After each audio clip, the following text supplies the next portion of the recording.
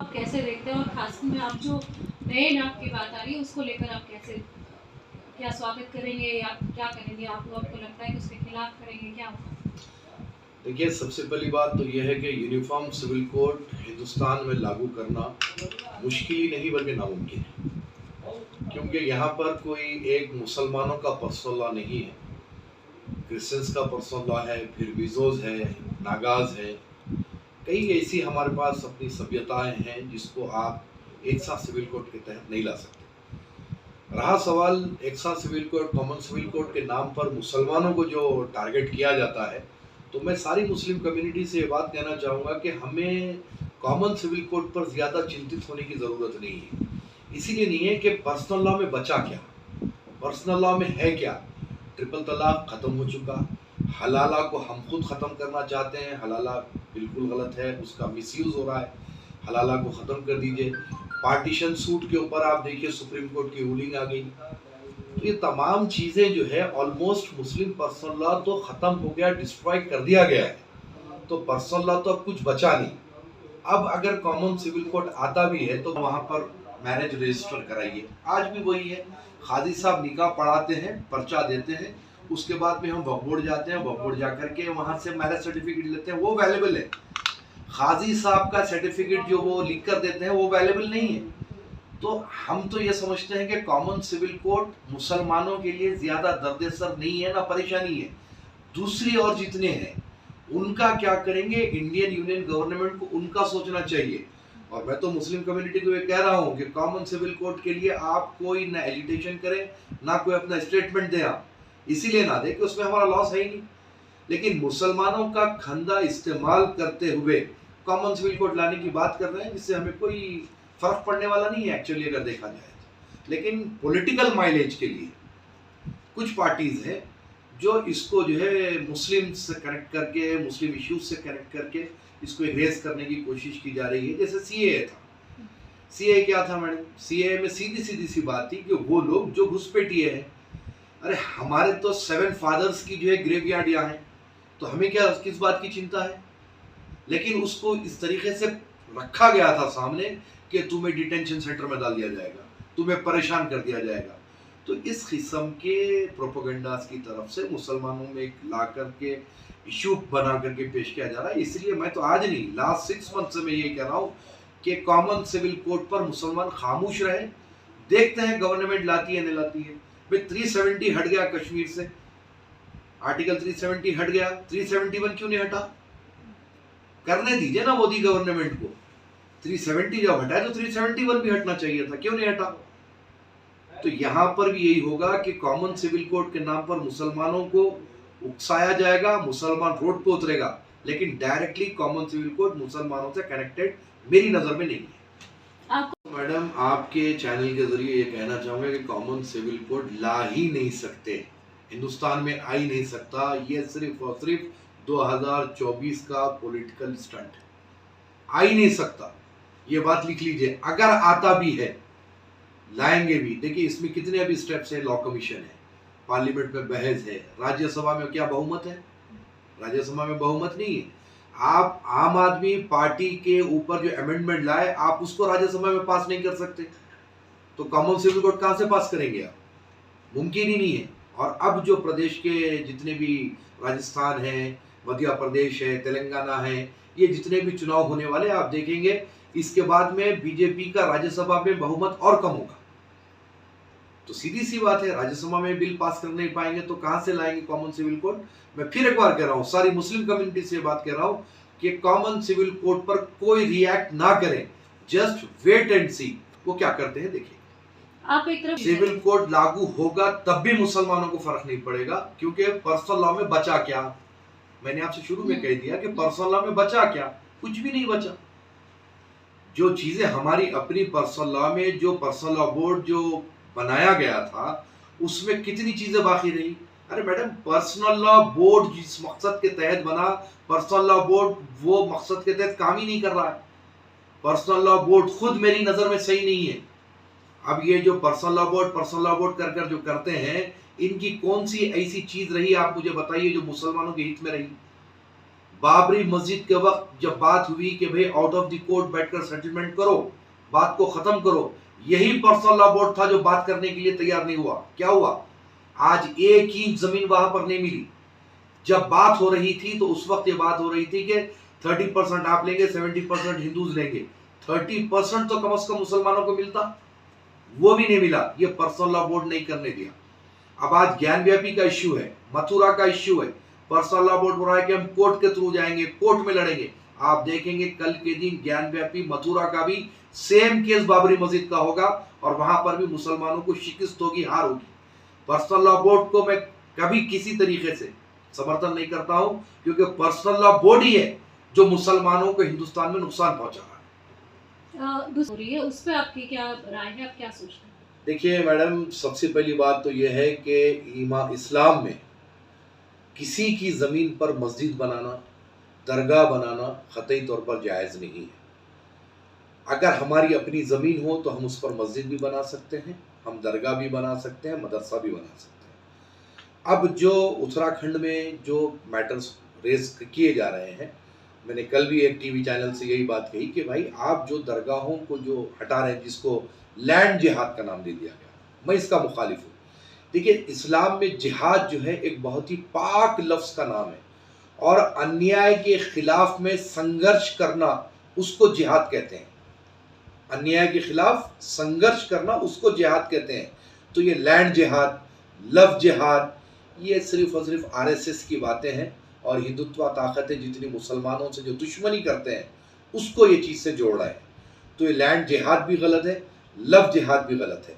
अगर कोई अतिक्रमण किया गया है और वहाँ पर एक ऐसे ही दरगाह बना दी गई है और उसको अगर उत्तराखंड सरकार निकाल कर हटा रही है, हमें कोई आपत्ति नहीं है। लेकिन वक्फ गज़ीट में होने के बाद अगर किसी दरगाह को टच किया जाएगा, अगर किसी मस्जिद को टच किया जाएगा जो वक्फ गज़ीट में जो बरसों बरस से है, तो फिर हम मुसलमान उस पर अपना जमहूरी अंदाज में, डेमोक्रेसी है ये, हमको एहतजाज करने का पूरा हक है, हम ज़रूर अपना एहतजाज करेंगे। अगर वो लीगल है, उसके बावजूद भी अतिक्रमण के नाम पर अगर किसी को हटाया जाएगा तो हम यकीनन उस पर एहतजाज करेंगे।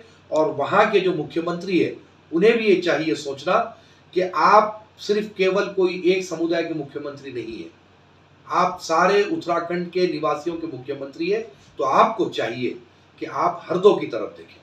आप अतिक्रमण के नाम पर बेवजह की जो ऑन रिकॉर्ड दरगाह या मस्जिद है उनको क़तई तौर पर नुकसान नहीं पहुंचाना चाहिए। लव जिहाद का जहाँ तक ये क्वेश्चन है, मैं ये कहता हूँ कि ये एलिगेशन मुस्लिम युवाओं पे लग रहा है कि उन्होंने अपना नाम छुपाया, मान लिया, उसने कलावा पहना, मान लिया, उसने अपने माथे पर तिलक लगाया, मान लिया।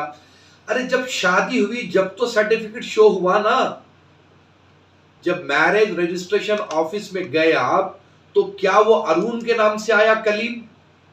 रहीम अगर वो था तो क्या वो अर्जुन के नाम से आया? ID Facebook is different, authentic document is different.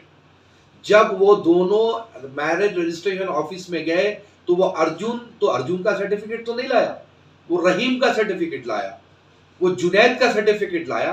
तब वो लड़की उससे कैसे जो है शादी की?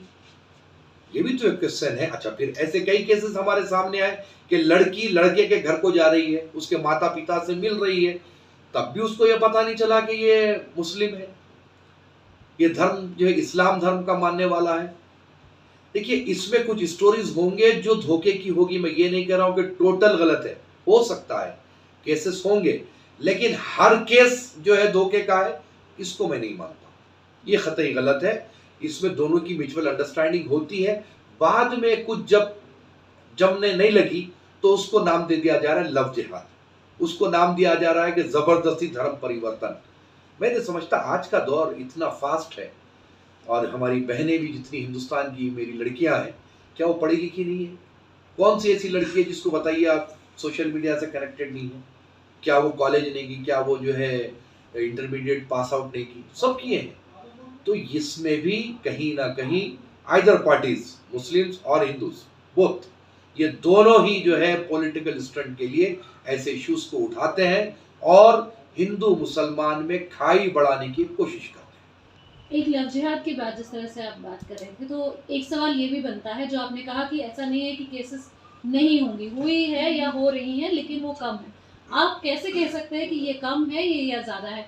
क्या उसका प्रतिशत ज़्यादा है इसीलिए जो है खबरें भी इस तरह से आ रही हैं जहाँ पर नहीं हमें नहीं, लगे? देखिए प्रतिशत ज्यादा होना कम होना कोई जरूरी नहीं है। हमारा हिंदुस्तान का मीडिया है, जिस तरफ वो हवा चलाए उधर की हवा चली, ये बात तो तय है। आप भी मीडिया से कनेक्टेड हैं, आप इस पर मेरे कोई बुरा मत मानिए, कुछ ख्याल मत करिए। मीडिया जो एक बहुत अच्छा यानी स्टेज है हमारे लिए, हमारी बात फैलाने के लिए, गलत बात फैलाने के लिए उतना खराब भी है। तो इसमें मीडिया का ज्यादा रोल है, मैं इस बात को मानता हूँ। लेकिन अगर दिखाए ना तो कैसे? नहीं, अगर खबर है, ये खबर हुई है, अगर उसकी ऑथेंटिसिटी है तब तो खबर नहीं, दिखानी चाहिए। ऑथेंटिसिटी है तो बराबर। देखिए ये धर्म परिवर्तन पे मैं तो ओपन चैलेंज कर रहा हूँ ना, कि जितने धर्म परिवर्तन हुए, उनके फादर के, उनकी मदर के, उनके रिश्तेदारों के आप जो है स्टेटमेंट बता रहे हैं। जिसका जबरदस्ती धर्म परिवर्तन किया गया उसको लाइए ना कैमरे पर, उसको क्यों नहीं लाते आप? उसके पेरेंट्स के कंप्लेंट को आप फुल फ्लैश कर रहे हैं, ब्रेकिंग न्यूज बना रहे हैं। अरे जिसने धर्म परिवर्तन किया उस पर किसने जोर किया, उसको लाइए कैमरे पे। देखिए कई ऐसे मुसलमानों में है जो आजकल चैनल्स पर आ रहे हैं कि एक्स मुस्लिम, आप ला रहे हैं ना उसको मीडिया पर, वैसे ही लाइए एक्स हिंदू को। क्यों नहीं लाते आप? ला करके बताइए कि भाई मुझे फलाने जो है प्रेशर किया था। अरे सर आप कैसी बात कर रहे हैं? 100 करोड़ के जहां पर हिंदू रहते हैं वहां पर जो है 20 करोड़ वाले जुल्म करेंगे? कैसी अजीब बात है ये। जहां 100 करोड़ हिंदू बसते हैं, आप चले जाइए, अगर किसी गांव में 200 घर है तो वहां पर 190 घर हिंदू के, 10 घर मुसलमान के, वहां पर 10 घर वाला जो है जाकर के धर्म परिवर्तन के लिए प्रेशर करेगा उसको। मैं नहीं मानता ये बात को। हुए हैं केसेस, नहीं हुए, जैसे कि गेमिंग ऐप के जरिए हुए हैं। वो जो बच्चा माइनर है आप उसको कैमरे पे नहीं ला सकते एज पर लॉ, माना बात को, ठीक है। लेकिन जिसने भी यानी क्या बोलना चाहिए, कम उम्र लड़कों को इस गेम में फंसा रहा है, हमारे पास कानून है, आप सजा दीजिए। लेकिन जो लोग बालिग हैं, जो आप समझ सकते हैं कि भाई मैं, ये हमारे पास अभिव्यक्ति की आज़ादी है ना, मैं जो चाहे धर्म कबूल करूं, आप जो चाहे धर्म कबूल करें, हमारा कॉन्स्टिट्यूशन इजाज़त दे रहा है। लेकिन कमाल इस बात का है कि जिसका जबरदस्ती धर्म परिवर्तन की बात हुई है वो बालिग है, उसके बावजूद भी आप उसको कैमरे पे नहीं लाते। किसको लाते हैं? उनकी माँ को लाते हैं, उनके पिता को लाते हैं, उनके रिश्तेदारों को लाते हैं। अरे जिसका धर्म परिवर्तन हुआ उससे स्टेटमेंट दिलवाइए आप कि भाई मुझे फला मौलवी ने प्रेशराइज किया, मुझे फला मौलवी ने मारने की धमकी दी, दिलवाइए स्टेटमेंट आप उसका। उसके बाद अगर हम बीच बचाव करें तो आप बताइए, हम खुद बोलेंगे कि इसने, ये मौलवी ने जबरदस्ती की, इसको फांसी पर लटका दो, हम बोलेंगे इस बात के लिए। लेकिन ये सिर्फ कहानी बनाने से नहीं होगा। देखिए इसमें होगा सिर्फ यही कि नॉर्मल इंसान, आम भारतवासी मारा जा रहा है, बात को याद रखिए। इसके अंदर कोई नेता का नुकसान नहीं है, इसके अंदर कोई ब्यूरोक्रेट का जो है नुकसान नहीं है, इसके अंदर एक आम भारतीय का नुकसान है। एक आम भारतीय, एक हिंदू, एक मुसलमान, जो दो मिल करके काम कारोबार करते थे, आज उनके बीच में दूरी आ गई, उनके बीच में मजहब को ला दिया गया, उनके बीच में नफरत को ला दिया गया। इसके जिम्मेदार कौन है? अच्छा, बात जब होती है तो बोलते हैं धर्म परिवर्तन जब हो रहा है तो धर्म गुरु को चाहिए कि इस मामले में बोले। बड़ा अनर्थ है। नफरत पैदा करेंगे राजनेता और कॉम्प्रोमाइज करेंगे धर्म गुरु, यह बड़ा खूब रहा। धर्म गुरु काम करेंगे कॉम्प्रोमाइज का, नेताजी काम करेंगे जहर घोलने का। दोनों तरफ भी, एक तरफ नहीं, चाहे मुस्लिम नेता हो चाहे हिंदू नेता हो, जितने भी हैं आप देखिए सिर्फ भड़काऊ बात करते हैं, सिर्फ बरगलाने की बात करते हैं, उकसाने की बात करते हैं। जब हाथ से मैटर निकल जाता है, लॉ एंड ऑर्डर का प्रॉब्लम आ जाता है, तो सब लोग कहते हैं इस मामले में धार्मिक लोगों को आना चाहिए। झगड़ा कराएंगे आप, लड़ाएंगे आप, कॉम्प्रोमाइज कराएंगे धार्मिक नेता। ये तो जुल्म है हम पर। धन्यवाद सर।